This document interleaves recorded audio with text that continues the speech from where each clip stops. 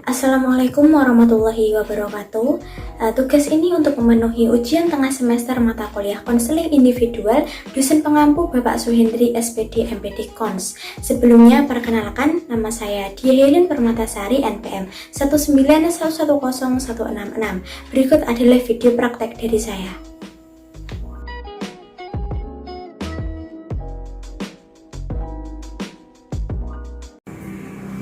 Assalamualaikum Ibu. Waalaikumsalam Ibu. Mari silakan masuk Bu. Yes, on. Ya mari Ibu silakan duduk. Terima kasih. Yes, silakan. Gimana Ibu kabarnya hari ini? Alhamdulillah, ngeten niki kabar kula Bu. Ini Ibu Rate ya yang kemarin sudah menghubungi saya. Ya, leres. Itu saya kemarin menghubungi panjenengan. Panjenengan masih sibuk, belum bisa, terus akhirnya hari ini. Ya Bu, mohon maaf, emang kemarin saya masih sibuk jadi belum bisa menghubungi Ibu lagi. Saya mau tanya Ibu, ini Ibu dari daerah mana ya? Kalau boleh tahu. Saya tetangga desa jenengan. Tapi mungkin jenengan tidak kenal saya, tapi saya kenal panjenengan. Karena mungkin saya yang nggak kenal ya Bu, nggak kenal orang-orang di daerah sini seperti itu.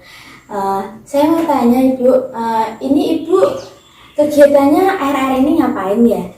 Kesibukannya? Ya kalau saya sih serabutan ya Bu, untuk memenuhi kehidupan saya, untuk memenuhi kebutuhan anak-anak saya. Jadi saya seadanya seperti halal dan menghasilkan. Karena dulu itu saya sempat kerja, tapi gara-gara pandemi itu saya di PHK. Saya mencoba melamar-lamar lagi, tapi umur saya itu terus akhirnya saya mau wira swasta, tapi kan butuh modal banyak.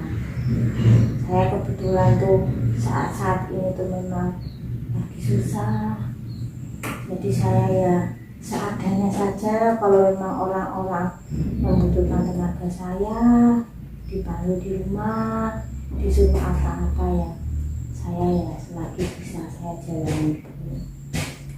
Iya Bu, baik. Tapi saya lihat-lihat ini Ibu kok emang agak kelihatan ada masalah ya Bu. Dan Ibu juga menghubungi saya pasti ada hal yang ingin disampaikan kepada saya. Gimana Ibu bisa kita mulai? Ibu bisa menceritakan masalahnya kepada saya. Ya memang saya iya Bu, karena saya itu, tapi sebelumnya saya mohon sekali sama Ibu, karena selama ini tuh memang saya berprinsip tidak mau saya kelihatan susah di depan orang-orang, apalagi itu anak saya tidak mau mereka itu merasakan beban yang saya rasakan, biar mereka itu berkembang sesuai dengan dunia anak. Jadi biar saya selagi saya bisa, biar saya yang merasakan saja Bu. Jadi saya minta tolong sama Ibu, minta tolong Ibu Karena kami juga sebagai konselor pasti memiliki asas-asas dan prinsip-prinsip, salah satunya itu menjadi kerahasiaan. Jadi apapun yang sudah Ibu bicarakan di sini, apa yang sudah Ibu ceritakan masalahnya, cukup saya yang tahu. Jadi tidak akan keluar dari lingkup konseling ini, seperti itu Bu. Saya mau bertanya lagi ya Bu, berarti Ibu ini belum pernah melakukan konseling ya sebelumnya? Belum pernah sama sekali. Oh iya, berarti di sini saya akan menjelaskan sedikit ya Bu. Jadi di konseling ini pasti ada pembatasan waktu. Jadi nanti Ibu hanya cukup menceritakan satu masalah yang memang urgent banget. Nah nanti misal ada permasalahan selanjutnya yang mungkin belum terselesaikan pada konseling kali ini, kita bisa melakukan konseling untuk pertemuan berikutnya. Jadi kita akan melakukan konseling berlanjut seperti itu Bu. Ya, bisa dipahami Bu. Ya, baik. Jadi silahkan Ibu bisa menceritakan lagi hal yang ingin disampaikan kepada saya. Oh, gini Bu, saya tuh punya masalah yang pelik sekali. Selama ini tuh saya hanya mengadu sama Allah saja. Tapi kan, ya gimana, saya ingin ikhtiar juga. Terus saya dengar-dengar kok di sini ada orang yang bisa untuk memberi saran. Saya masalah saya itu gini. Saya itu sudah bercerai dengan suami saya. Ya, lebih tepatnya saya diceraikan suami saya. Suami saya selingkuh sama wanita lain. Masalahnya itu, saya ini ditinggali hutang. Semasa suami saya masih berumah tangga dengan saya, dia itu alasan pinjam sertifikat rumah saya untuk dibuat modal. Dan saya ya namanya suami istri, saya pikir juga ya hasilnya buat kita juga. Saya ya iya mengiyakan saja. Tetapi setelah itu baru sekali cicilan itu dia sudah pergi.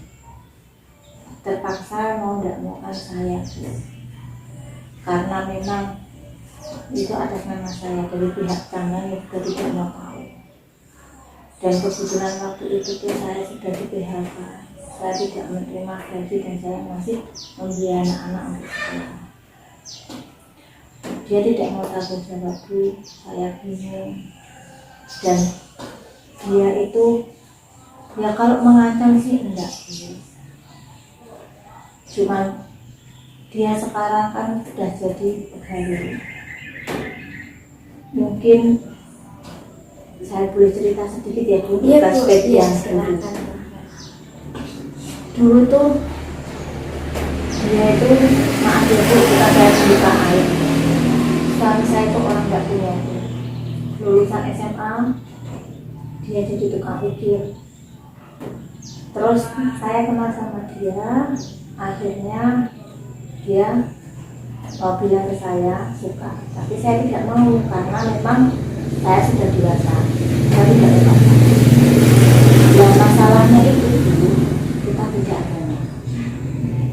Dari orang tuanya dia itu seorang pendeta, dan saya juga tidak mungkin nikah beda agama karena orang tua saya sendiri kebetulan itu sudah haji. Nah, saya memberi syarat ke dia, kalau memang dia mau ikut saya sama, saya mau. Akhirnya dia mau. Waktu itu saya nikah sendiri karena dari pihak orang tua saya itu tidak punya. Dari pihak orang tua saya itu karena memang dia tidak punya. Jadi terus saya waktu itu kebetulan sudah dijodohin sama orang tua saya dengan orang yang sudah mapan.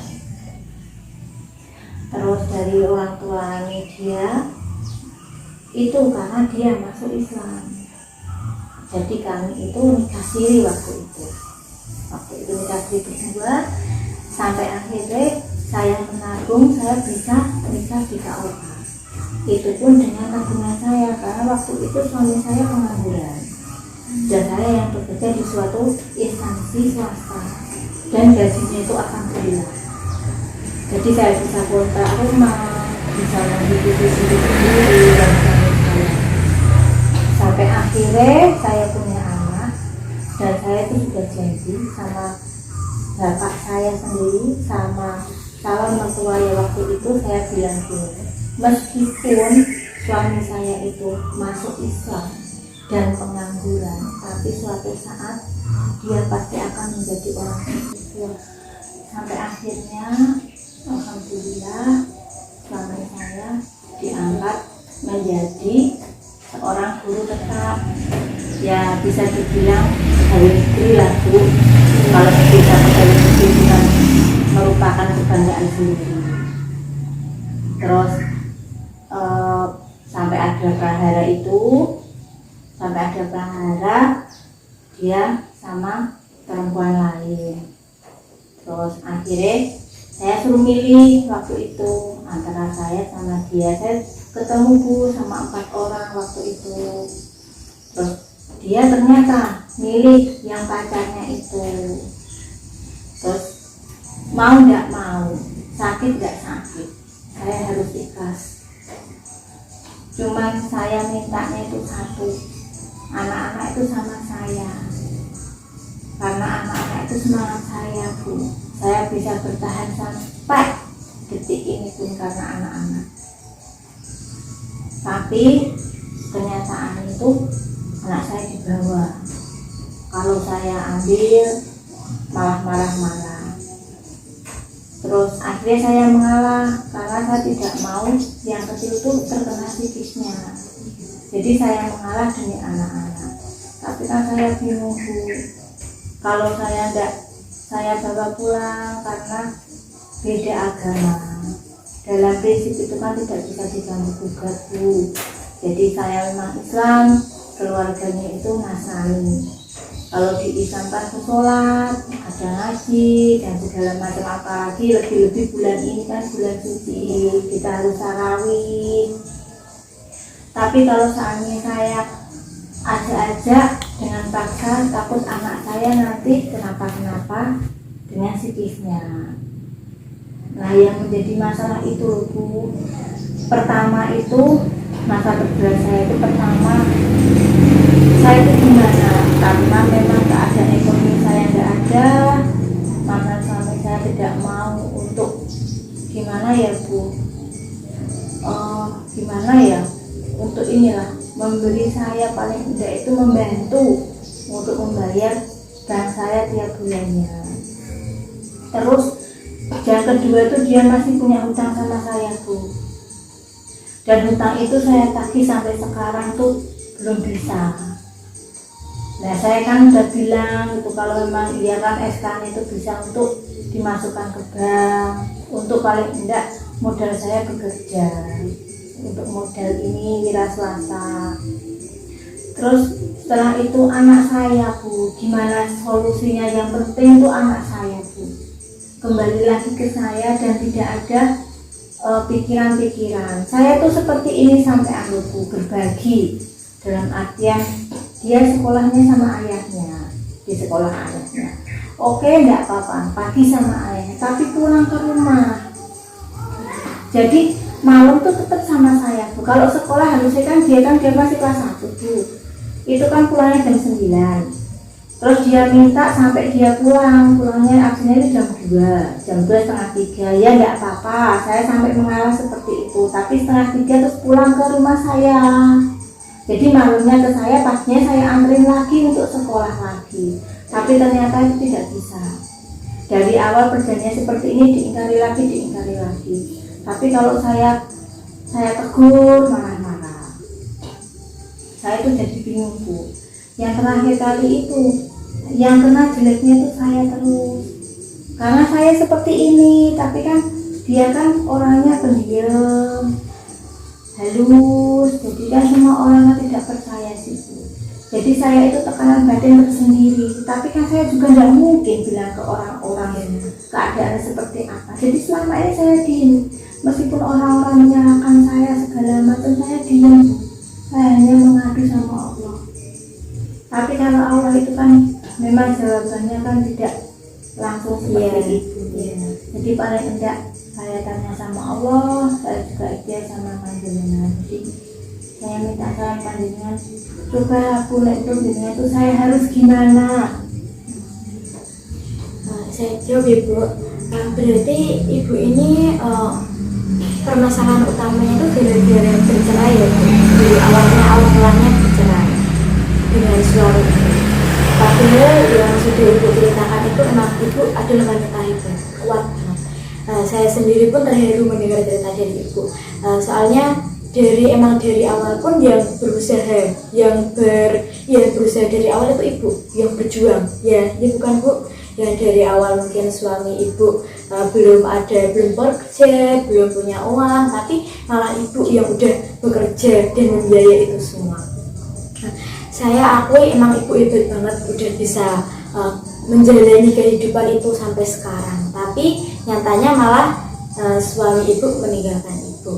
Saya mau bertanya dulu ya Bu sebelumnya. Berarti ini anaknya Ibu itu dibawa oleh suami Ibu. Anaknya Ibu berapa ya kalau saya boleh tahu? Anak saya itu 2 Bu. Oh iya. Yang kecil yang dibawa. Kalau yang besar sih di sini sama saya karena memang anak saya sudah bisa berpikir. Jadi saya memang tidak bisa, maksudnya dua-dua dibawa tidak bisa. Dan alhamdulillahnya itu Ibu silahkan bisa dilanjut. ya, terus alhamdulillahnya itu ya memang anak saya dewasa sebelum waktunya Bu, karena keadaan. Jadi meskipun dia diem tapi dia mengerti. Jadi saya bersyukur sekali, alhamdulillah sama Allah masih ada yang mengerti saya. Saya tidak peduli meskipun orang-orang menganggap saya apa, yang penting anak saya itu percaya sama saya dan saya melakukan apa yang digariskan sama Allah. Saya tidak pernah melakukan yang di luar ajaran sama Allah sampai detik ini. Alhamdulillah. Nah, ini saya bertanya dulu ya Bu. Ini tadi kan dari cerita Ibu ada banyak sekali masalah yang sedang dialami Ibu. Jadi ini kita akan menyelesaikan masalah yang lebih penting dulu ya Bu, yaitu terutama anak Ibu. Supaya anak Ibu bisa ikut bersama Ibu. Soalnya Ibu tadi bilang bahwa semangat Ibu sampai sekarang adalah anak Ibu. Jadi kita selesaikan untuk anaknya dulu ya Bu ya. Nanti pertemuan selanjutnya kita akan membahas permasalahan yang lain yang tadi belum terselesaikan pada konseling kali ini. Saya izin bertanya lagi ya Bu. Tadi Ibu kan juga bilang habis bercerai itu Ibu merasa mentalnya juga terkena. Dalam artian terkena itu Ibu merasa mungkin stres, mungkin juga di sini cemas, ada rasa sedih, nggak terima karena Ibu udah berjuang dari awal, udah berjuang mati-matian apapun yang Ibu punya, Ibu lakukan kepada suami Ibu, tapi malah suami Ibu pada akhirnya udah sukses meninggalkan Ibu. Jadi itu lalu kondisi Ibu setelah Ibu bercerai itu gimana? Ya pertama itu ya saya gimana ya Bu, tidak percaya. Saya itu kenapa seperti ini, sampai 1 bulan itu saya tidak percaya kalau terjadi seperti ini. Sampai saya itu menangis karena mengurung diri, saya tidak mau makan, seperti menyesali. Terus saya juga tidak mau mandi, tidak mau ngapa-ngapain. Saya hanya di kamar mengurung diri nangis. Tetapi waktu itu saya masih dengan menyebut nama Allah, saya masih sholat, saya masih terus mikir apapun yang saya lakukan itu saya berusaha untuk ke hal yang positif. Sampai saya itu sering ke Ustaz, sering minta kalau bahasa Jawa itu dituturi Bu, dibimbing, karena saya tidak mau melakukan hal yang negatif, saya tidak mau di luar jalur.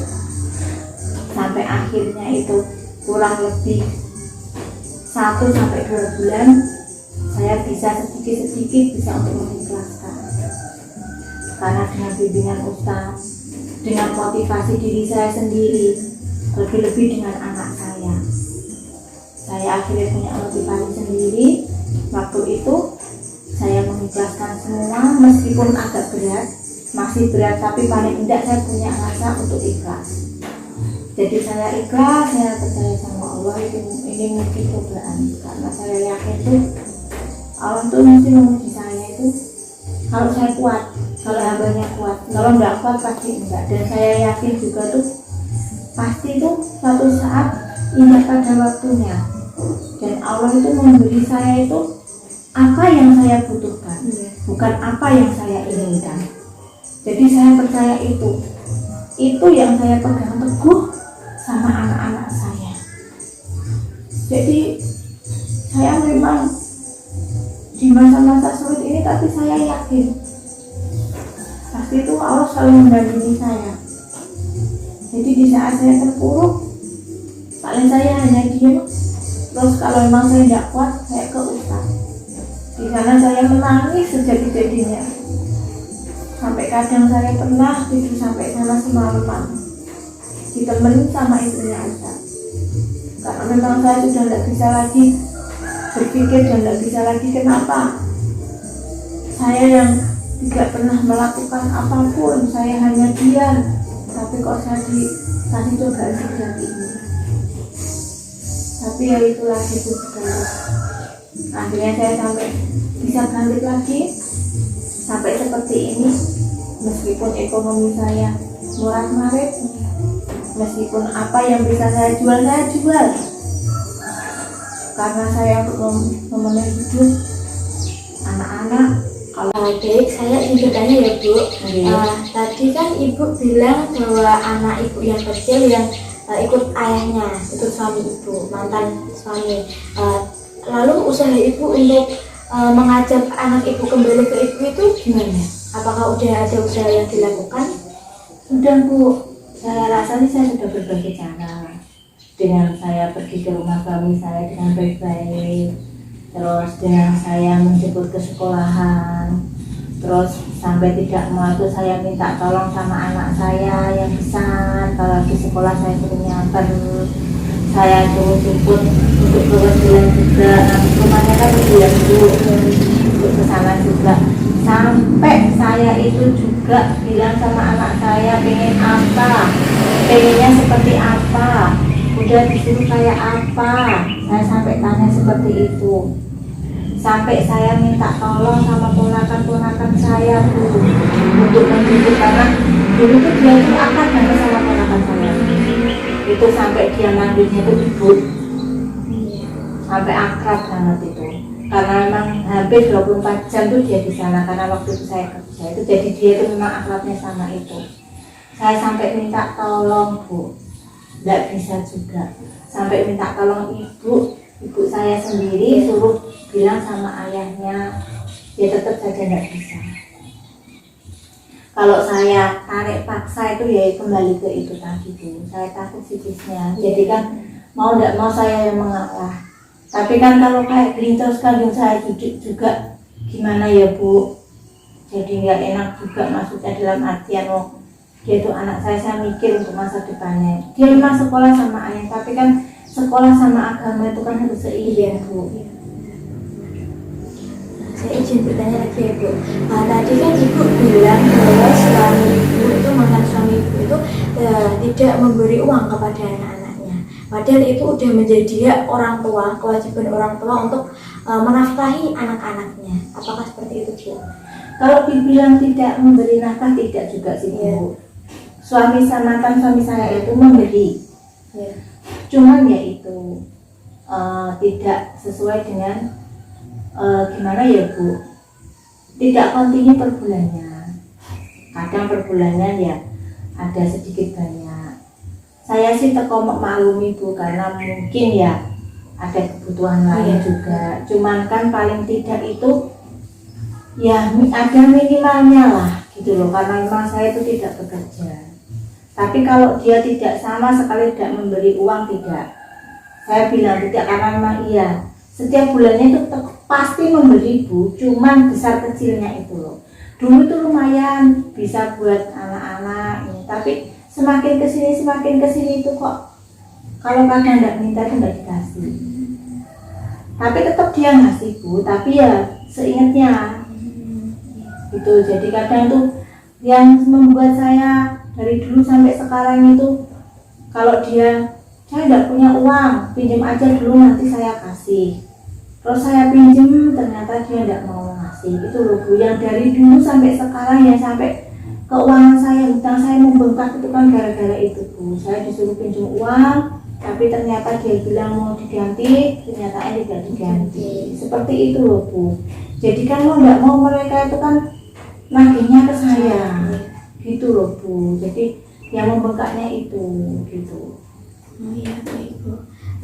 Jadi tadi Ibu sudah menjelaskan masalah-masalah yang dialami Ibu, lalu dampak dari perceraian Ibu juga, anak Ibu ikut di bawah ayahnya, kondisi keuangan ekonomi ibu juga memburuk. Lalu dari permasalahan itu semua, apa sih yang udah ibu lakukan, usahakan untuk mengatasi masalah-masalah tadi?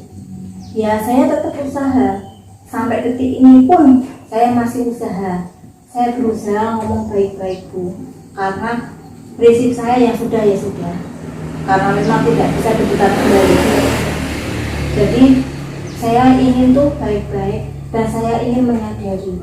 Dalam artian tuh saya dari dulu tuh tidak menuntut apa-apa sama suami saya. Tapi saya mohon sekali ini, saya minta tolong, paling tidak lah.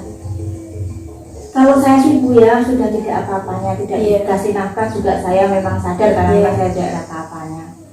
Tapi kadang juga saya dikasih Bu, saya alhamdulillah, maksudnya dikasih, saya alhamdulillah. Saya tidak bilang lutut tidak dikasih, enggak. Saya kadang dikasih, alhamdulillah.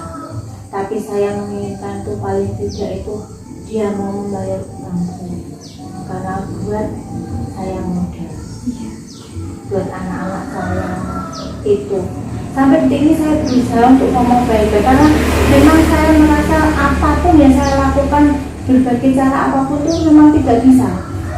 Jadi ya saya tidak bosan-bosannya kalau memang ada waktu senggang, saya memang selalu bicara baik-baik dari hati ke hati. Ya saya bisa ngalah Bu, karena kalau memang saya tidak ngalah, malah dia tidak bisa ngomong. Dia pergi, kan saya sendiri yang berarti itu cara ibu untuk mengatasi masalahnya itu dengan berbicara ya Bu, bicara halus kepada mantan suami ibu. Tadi juga ibu udah bilang bahwa ibu kalau misal baru stres banget udah nggak tahu gimana ibu ke ustadz untuk supaya akhirnya bisa lega untuk menceritakan semuanya. Ya sudah bagus ibu, di sini ibu sudah memiliki niatan untuk mengatasi masalah-masalah yang sedang ibu alami. Baik, saya ingin bertanya lagi ya Bu, berarti apa tindakan ibu supaya bisa bertahan hidup sampai titik ini? ya seperti yang tadi saya utarakan Bu, saya tetap bekerja apa aja asal halal. Saya menerima diperintah orang-orang, disuruh nyuci, disuruh nyetrika, disuruh apapun selagi saya bisa melakukan, saya lakukan. Dengan supaya untuk mendapat imbalan itu tadi untuk saya bertahan hidup. Jadi saya tetap usaha, kalau emang ada uang lebih, saya berusaha membuat jajan, saya titipkan ke warung. Jadi ya seperti itu lah Bu. Oh iya baik, berarti di sini yang telah saya dapatkan ya Bu, ibu emang udah memiliki rencana gimana supaya bisa bertahan hidup, tindakan yang ibu lakukan setelah ibu mengalami perceraian juga, tadi ibu udah bisa ikhlas, ibu tadi persoalan anak juga ibu udah berusaha untuk berbicara lagi kepada mantan suami ibu, saudara-saudari ibu juga, ibu udah berusaha untuk membicarakan kepada suami ibu. Saya sudah sangat mengapresiasi sih Bu dengan usaha ibu yang sudah ibu lakukan. Jadi di sini saya mungkin hanya sedikit memberi. Jadi harapan ibu untuk kedepannya gimana? Ya saya sih berharap semoga cobaan cepat berlalu ya Bu. Saya berharap meskipun saya sih berharap jadi orang kaya Bu. Tetapi itu kan tidak gimana ya Bu, tidak begitu muluk-muluk bagi saya. Yang penting itu cukup untuk membiayai anak saya, untuk makan dan untuk hidup. Saya itu juga ingin sekali sedekah Bu. Tapi namanya orang bersedekah itu kan kalau memang udah lebih ya. Jadi saya berharap sama Allah semoga suatu saat, karena saya yakin dengan rezeki saya itu saya pasti bisa bangkit lagi. Saya ingin semuanya baik-baik saja. Yang terpenting itu saya bisa membahagiakan anak saya. Itu Bu, saya bisa membahagiakan anak saya bisa bersedekah sama orang-orang karena saya sudah merasakan seperti apa hidup ini, susahnya seperti apa. Jadi semoga saja Allah tuh mengabulkan permintaan saya. Iya Bu, saya aminkan ya. Saya di sini mungkin hanya bisa mengaminkan doa-doa Ibu. Semoga apa yang Ibu inginkan dan Ibu harapkan untuk kedepannya bisa terwujud dan terlaksana. Begitu. Ya, amin. Mungkin saya di sini hanya bisa memberi sedikit masukan ya Bu, untuk anak kedepannya lagi. Mungkin anak ibu nanti bisa Ibu beritahu ke anak yang Ibu kecil, ya anak kecil Ibu. Mungkin bisa diberitahu, ditanya-tanya kenapa kok nggak mau di sini sama bunda aja, sama ibu aja. Diusahakan itu di anak itu emang dibilangin Bu, dan juga Ibu mencari tahu hal apa sih yang bisa menjadikan anak Ibu kok bisa ikut banget sama ayahnya, nggak mau ikut sama ibunya. Mungkin tadi Ibu kan belum bercerita ya gimana kok anaknya bisa ikut sampai ayahnya dengan seperti itu. Dan mungkin nanti bisa Ibu bicarakan lagi kepada sang anak dan diusahakan iya mungkin anak Ibu nanti bisa dibujuk dan Ibu juga bisa melakukan pendekatan gimana caranya supaya anak Ibu itu bisa percaya dan ikut sama Ibu seperti itu. Lalu ini saya memberi masukan lagi ya Bu, yang soal keuangan ekonomi. Mungkin nanti Ibu juga itu usaha yang tadi Ibu udah lakukan diusahakan lagi terus, dibilangin terus kepada mantan suami Ibu. Ibu itu kasar. Dan untuk masukan saya Bu, untuk suami Ibu yang kondisi keuangan Ibu yang sedang payah, mungkin nanti bisa dibicarakan dari hati ke hati kepada mantan suami Ibu. Ibu bisa bicara terus terang bahwa kondisi ekonomi Ibu itu emang sangat membutuhkan uang. Kondisi ekonomi Ibu emang sedang payah. Jadi diusahakanlah untuk mantan suami Ibu itu yang tadi Ibu bilang ada hutang kepada Ibu, segera untuk melunasinya, karena emang di kondisi Ibu yang sekarang ini sangat membutuhkan uang. Terlebih lagi Ibu masih memiliki anak yang emang masih sekolah dan membutuhkan banyak uang.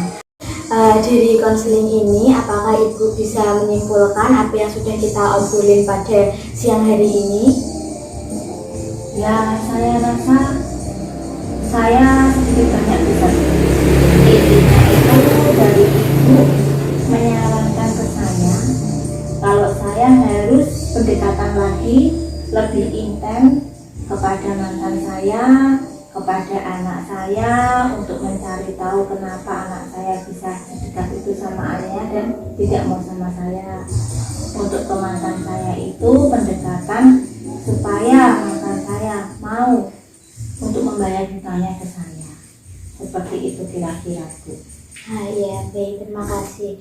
Berarti Ibu sudah bisa ya Bu menyimpulkan apa yang sudah kita obrolin pada siang hari ini. Sebelum itu Bu, saya mau bertanya gimana perasaan Ibu setelah melakukan konseling pada siang hari ini? Ya, saya merasa gimana ya Bu, rasanya itu beban bertonton tuh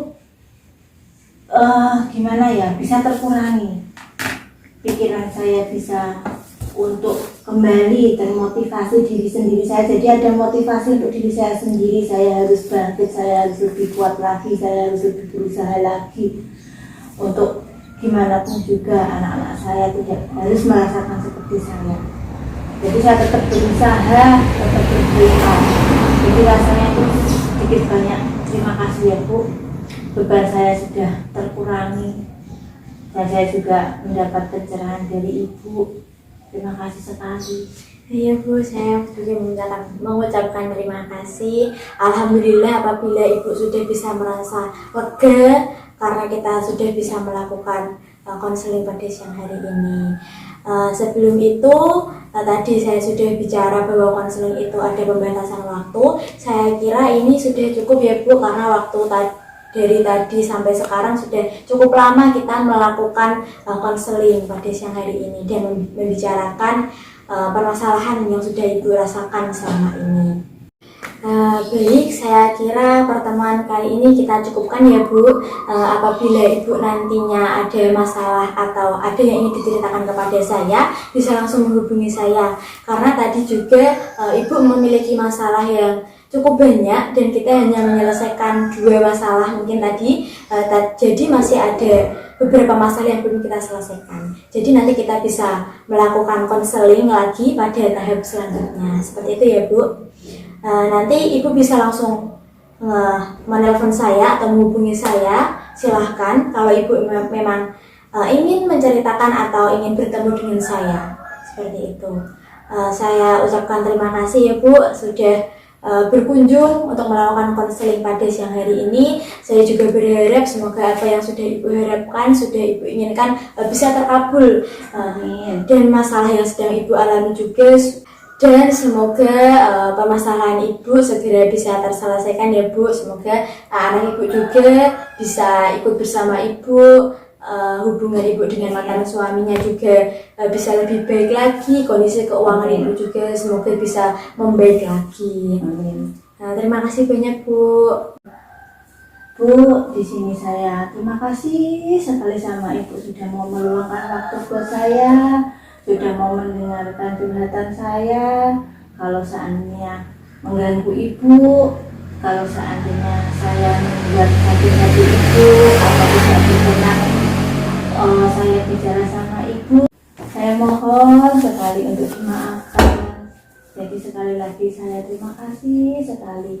Dan mungkin waktu Ibu juga untuk kesana masih ada urusan banyak, saya mohon undur diri. Saya minta pamit Ibu. Kalau seandainya memang ada apa-apa, saya bisa menghubungi Ibu lagi. Iya, saya juga mengucapkan terima kasih kembali ya Bu sudah mempercayai saya sehingga Ibu bisa menceritakan masalahnya kepada saya. Saya juga memohon maaf apabila saya tadi ada kesalahan kata mungkin atau perilaku saya yang mungkin tidak berkenan di hati Ibu. Saya minta maaf. Besok ya Bu ya, sekali lagi. Terima kasih Bu. Assalamualaikum. Waalaikumsalam.